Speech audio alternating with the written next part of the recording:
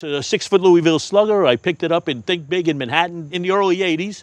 So I've been collecting Hall of Fame autographs and putting them on there as I went. I always brought my children with me, my 3 boys, and it was a great time. So, you know, a lot of family memories. And how many signatures are on your bat? 80 signatures. 78 are Hall of Famers now.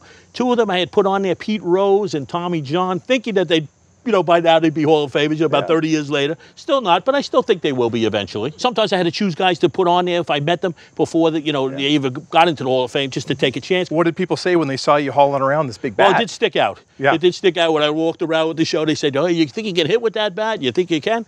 And then at one time, some of the players stopped signing bats.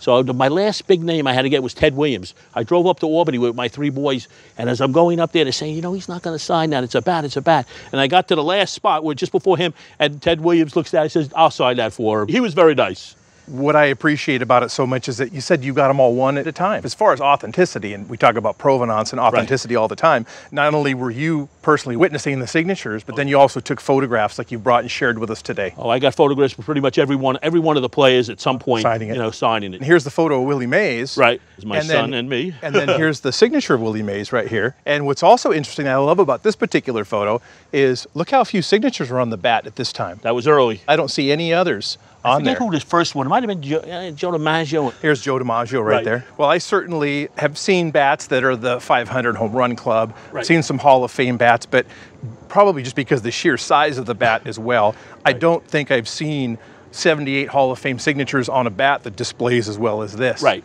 Yeah, this is autograph success here. Just your dedication and passion to making this happen. What's really unique about it is the fact that you did put this together starting with a blank bat. Right, yeah. Yes. And to me, that's just one of the biggest appeals of it. Of course, the prices, the signing costs probably varied. A lot of them I was able to get for free in certain events. But when I started doing it, you know, these guys were charging like $10, you know, maybe $500 in autograph cost. At auction, I'd expect it to sell for at least $4,000 to $6,000. Okay, very nice. A multi-signed piece like this doesn't always translate to what you would think as far as when you look at the value of their autographs.